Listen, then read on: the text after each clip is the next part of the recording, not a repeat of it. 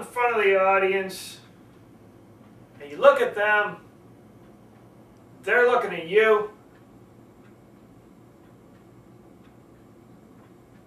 and you get a little bit nervous about how things are going to go. You want to be comfortable in front of them, but you're not quite sure how to make that connection. You want to lighten things up. So you decided you're just going to kind of be casual, and you start out, "Greetings, ladies and germs." But that doesn't feel quite right. I mean, not that any of you actually are germs. It's just that, and you stammer a little bit more, then you wrap it up saying, "Anyway, on to what I was going to talk about." Does that sound familiar to you? Have you ever been in a situation where you go out there on stage and you stand there, you look at the audience, you know you're supposed to make something up? Maybe you're introducing somebody who's coming up. Maybe you're in some sort of situation, you've got to say a few words, and you're just kind of trying to make something up, and it just won't happen. If that's the case, it might help you to start learning the rules for improv. Improv is all about making stuff up. But there are rules to making stuff up. The mistake most speakers make is they think they can just go up in an improv and just do it any way they want. You can't do improv any way you want. There are very specific rules you have to follow. And for years I didn't know this at all. So I'd get in these situations and I'd go with something like "ladies and germs," and it just would go really bad really quickly. And then recently, I discovered a few tips put on by a troupe from the Second City. The Second City is a club in Chicago, and they specialize in improv and just making stuff up just like that. And it turned out there are 3 simple rules. You have to understand if you want to do improv. You have to understand if you're really going to be speaking on your feet. Now, if you don't understand these rules, you go up in front of people and you do the equivalent of "ladies and germs," feel very awkward, and you just fail fast. If you don't understand and don't use the rules of improv, you're up there and you're dying. The thing about it is, if you've got 10 minutes to be up there, you've got to be up there for 10 minutes. And if you don't know the improv rules and you've got nothing you prepared beforehand, you're gone. That's it. You're history. You got 10 minutes of stammering and humming and hawing and desperately trying to get off the stage. If you do know the rules for improv, you got 10 minutes where you're in your element. 10 minutes where you can just sit back, relax, enjoy the ride, and have fun. And really, really deeply connect with the audience. And the audience finishes thinking, "You know, that speaker gets me. That speaker understands where I'm coming from. That speaker really understands it." And all you were doing was simply making stuff up. But you made stuff up the right way, with the right rules. So today, you're going to learn the rules for improv. The 3 simple rules you have to have for improv. 3 simple things. I'm going to step you through the 1, 2, and 3. And afterwards, you're going to go away confident, certain of your ability to handle improv anywhere. Once you understand these 3 simple rules, no problem at all. Go into any situation, even if you're not prepared. It's all right. Talk a little bit more why it's all right. You'll start to understand that it's okay. Whatever it is, it's okay. Improv is all about calming down, mellowing out. But in order to calm down and mellow out, you got to know the rules. Sometime, somewhere, somehow, you're going to say something and it's going to come out all wrong. You don't know how it happens. You don't know where it happens. But all of a sudden, you know that you just said something really wrong. And if you don't know the rules for improv, this is disaster time. Everything falls apart. You start to panic. Your heart pounds. You start to sweat. And you think, did anybody hear it? And you look around the room and you see everybody heard it. You don't know what to do because you don't know the rules for improv. And you don't know the #1 rule for improv, the very first rule of improv. The rule of improv, you have to understand everything all the way through. Without this rule, really, you can't even begin to understand the rules for improv. It's the very first rule, and it's very simple. And yet, it's very hard for most speakers to accept. First rule of improv is everything is right.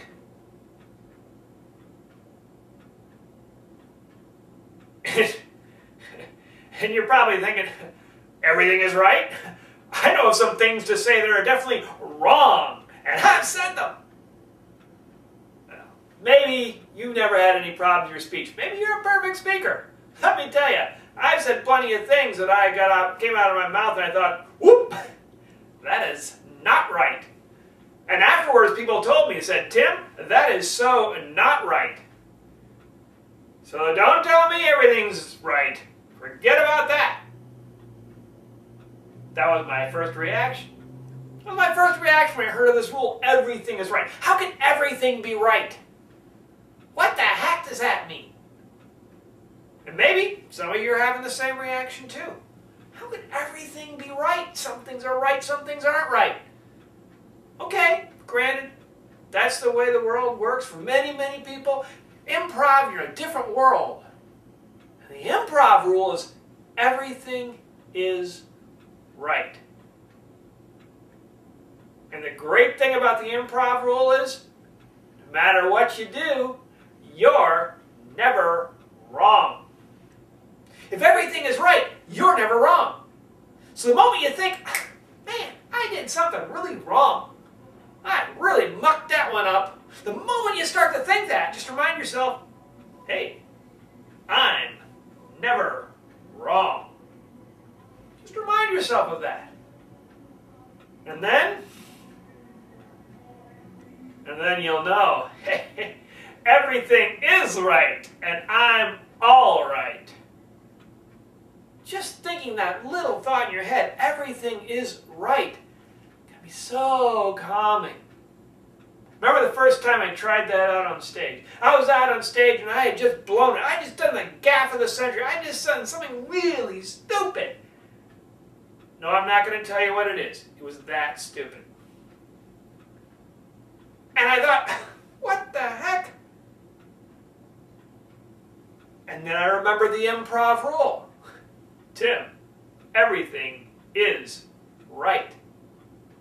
All of a sudden, I found myself calming down, relaxing, flowing. The audience was horrified. I was calm.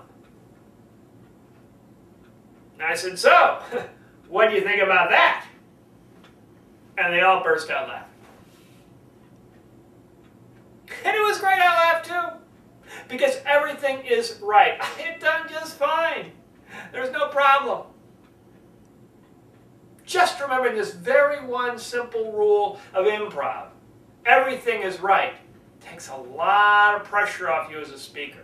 This idea of what if I muck up, what if things don't go right? Hey, everything is right. So when you're in speaker mode, you're being fantastic, professional, great. When things go wrong, suddenly switch to improv mode. Hey, everything is right. It's okay. This is all right. Now, if you just start with that improv rule, everything is right, you'll get a little far in improv. But you won't really be able to get too far because you got to figure out what the heck is everything? And where does everything come from? Once you have the first rule of improv, once you understand the first rule of improv, that everything is right, you're getting there. It's that second rule of improv that's going to help you out. Without the second rule of improv, you get into a situation where you start to doubt yourself. You start to wonder, okay, everything is right, but that can't really be right. Maybe everything other is right. Or which everything is most right. Sure, everything is right. Okay, everything is right. But which one thing is right more than the other? Which one should I really be using here? And without that second rule of improv, you start thinking, okay, maybe that one. No, wait a minute. Maybe that one. That idea is, no, that's crazy. That's a crazy idea. Don't want to go there. That's nuts. And maybe without the second rule of improv, you just kind of flounder around and can't really figure out what to do in a situation where you don't have that prepared script to depend on. With the second rule of improv, you think, I know what I'm going to say. With the second rule of improv, you're confident. You're certain of what you're doing. With that second rule of improv, everything kind of just comes together. You understand that second rule of improv. You go up there and improv just rolls out simply and easily. And one of the great problems you have with trying to figure out what to say is gone. And the second rule of improv is first thought, best thought. It's that simple. The first thing that comes into your mind is the best thing you're going to think of. You're in an improv situation, you get up there, you don't know what to say, and if the first thing that comes to your mind is, good evening, ladies and germs, go with it. It's your first thought. Say it. You haven't prepared anything, and everything is right, but you might as well use that first thought. If you're waiting around for the perfect thought or the perfect idea, and you spend all your time trying to figure out that and say, well, not the first thought, maybe the third thought or the second thought, you lose the energy. You lose the audience. You lose the moment. Just go with that first thought. That first thought where you're going to connect. Even something as stupid as, well, ladies and germs. Go say it. Go out there and say, hello, ladies and germs. I know, some of you are a little bit upset. You want to be called a germ. I get that. I get that. All right. I've been called a germ myself. It happens. You just got to get used to it. Somebody calls you a germ, you just kind of roll with it, you know? Just wanted to kind of break you in nicely when you're walking around there and says, hello, germ, and you don't know what to say. Just roll with it. First thought, best thought. Is it the funniest thing you're ever going to say? Probably not. But it's much better than saying, hello, hello, hello, hello, in front of a live audience. And if you've got a serious audience out there, 20, 30 people, 100 people, 200 people, 500 people, well, it's best to just go with that first thought. First thought, best thought. And once you got there, first thought, best thought, you're almost done. Except for one other thing. One other thing that's holding you back from the full improv. Because you know, hey, everything is right, no problem. First thought, best thought, okay, fine. But what about all this other weird stuff going on? What about all this other strange things happening around? What about this, and I don't like that, and I don't like that, and I don't like the other thing? Well, once you have the third improv tool, those sort of concerns will just vanish, and you won't get distracted when you're out there on stage. Final rule of improv is where everything all comes together. Without this rule, when little things go wrong, you focus on them. because they bother you. Maybe you had that happen. Something goes wrong. You don't know what to do about it. And you just get annoyed about it because it's a problem. It's annoyance. It's bad. It's horrible. You can't deal with it. It's somebody else's fault. Some idiot out there forgot to do something, or they forgot to bring the cord, or somebody forgot the computer, or some dummy because they don't know what's going on and just stupid and they're wasting time, and you get all caught up in that. Once you know the final rule of improv, that doesn't happen. It's okay, it's relaxed. All the pressure goes away because it's all right. Not only is it all right with you, but it's all right with everything around you. It's like a calmness kind of spreading out from you out into everybody else. Because it's all okay. Because then you know that it's all right. It's fine. Once you understand the third rule of improv, everything just quiets down, calms down. And inside you're calm, and all around you is calm too. And the third rule of improv is reserve judgment.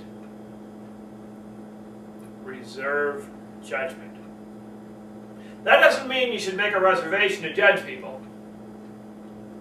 What it means is just hold off on judging things for a while. At least as long as you're doing the improv. Don't judge things. Just go with it.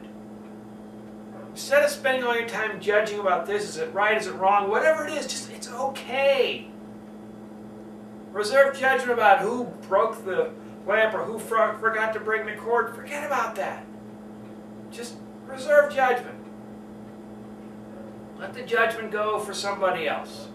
Somebody else can prosecute that case with who did what or who was guilty, or maybe later you'll judge. But when you're up there, you're on stage, you're trying to be in the moment, just let all that judgment go. So if the light pops or the light suddenly goes out, you say, hey, wow, somebody didn't like that joke. Reserve judgment. Instead of trying to find who's at fault, who's breaking these lights around here, just go with it. Reserving judgment can take a major distraction, make everything very calm. Like I read about a case where there was a person who used to be a firefighter was giving a talk. And in the middle of his talk, all the fire alarms went off. And instead of saying, you know, what the heck's going on here, whatever, he said, up, everybody keep calm. Fortunately, you've come to the right talk. Instead of going around and trying to blame people, hey, you're messing up my speech, as has happened in other cases, turned out it was a minor fire. No one got hurt. But everyone stayed calm because instead of trying to judge, blame, or everything, you just focused on the audience. You just let all that go and just dealt with the moment. That's an extreme case. Hopefully, wherever you're going about doing your thing, you're not going to have a fire break out on you. But you could have a time when your PowerPoint slides don't quite come up when they should, or the computer doesn't work right, or the extension cord doesn't work. You can judge somebody else for that, but instead of that, if you reserve judgment, so let the judgment go, you can just be in the moment. Be in the moment, make a joke about it, and move on. Your audience will be relaxed, be like a radiation or calm coming out of you. You reserve judgment on the moment, the audience reserves judgment, everybody reserves judgment, everything just calms down. And that final thing, reserving judgment, is incredibly powerful. Because not only now are you calm inside, also make everything around you calm outside, just by reserving judgment. Letting it go. You have a slide that doesn't work or is the wrong color, it's okay. Just say, wow, I shouldn't be using those colorblind design people to create our slides anymore, I guess. Just reserve judgment, accept the moment, go with it. You've learned the magic of improv through the 3 basic improv methods. The 3 basic rules of improv that you need to have. The first is, everything is right. Everything is right. That's the rule that underlies everything in improv. Everything is right. Once you understand everything is right, you know that nothing is wrong. So whatever you go out there and do, it's okay. No need to self-censor, no need to worry, it's okay, it's all right. You start opening up to the possibilities of everything being right. That first rule, that gets you pretty much there.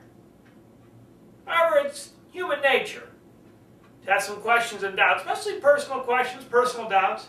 Maybe not with you. I've had some personal questions, personal doubts sometimes up there talking. And that's why that second rule of first thought, best thought helps so much. Instead of my going out on stage and trying to figure out, okay, I've got to do a kind of a brief introduction here. I really haven't prepared anything, not quite sure what to do. No, not that, not that. It's okay. First thought, best thought. Take that first thought and just roll with it. Just go with it. No problem. And once you have that situation where you can go out and just roll with that first thought, then all of a sudden it's a lot easier. Because you have a first thought. In fact, you're having one right now. Whoa. Won't get into your first thought. But you have a first thought. Just let that first thought out when you're out on stage. It's okay. Because everything is right. And then finally, the rule that kind of wraps everything up is reserve judgment. So easy and so normal to go out there and just want to blame everything. Oh, they aren't applauding enough. Ah, the bad audience. Ah, I didn't get the right slides. Oh, that bad person put it together. That was the wrong colors. Ah, stupid graphic designer. But if you just reserve judgment, it makes it a lot simpler. Takes all the pressure off. Something happens up there you don't expect, it's okay. Reserve that urge to go off and find something to blame. Or even blame yourself. Just reserve any judgment. No blaming anybody. Just go with it. It happened. Go with it. Learn with it. Now, if you don't use these tools, someday, somewhere, somehow, you're going to be out on the stage, things are going to go horribly wrong, and you're going to be standing there saying, we could be sort of like Ralph Cramden on the Honeymooners, if you've seen that. He said, hum, hum, hum, hum, hum, hum, hum, hum, hum, hum. It was really funny when Ralph Cramden did it on the Honeymooners. It won't be so funny when you're sitting out there, standing in front of all those people and saying, hum, hum, hum, hum, hum, hum. No, that's no good. So instead, if you use these rules of improv, you'll be ready. You'll have everything ready to go. You'll be fine, be comfortable up there, and you'll know when the situation happens, you'll be able to handle it, you'll be able to be in control of the situation, because you now know the 3 magic tools. And when you use those tools, you'll be large and in charge. You'll go up there and people will see you're someone who can take charge of the situation. They'll see, hey, this is a person to deal with. This is a person who can really handle the situation. We have another talk going on or an emceeing thing. We want to have this person back because clearly they know what the heck's going on. They can roll the situation. You believe the disaster happened and they were still calm, cool, collected? That's the sort of leader we want in our organization. And you don't waste a lot of time. Instead of running around trying to figure out who to blame and what's going on, you just let it go. The technicians are going to handle any technical problems. They'll take care of it. Don't worry about that. Just don't waste your time on it. Use those basic rules of improv. Just go with the improv.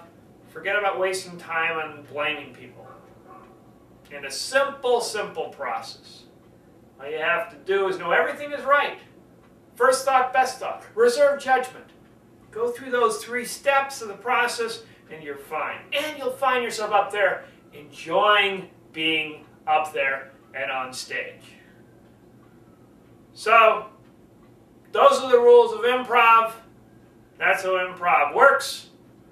When things go wrong, just remember, You can improv your way out of it.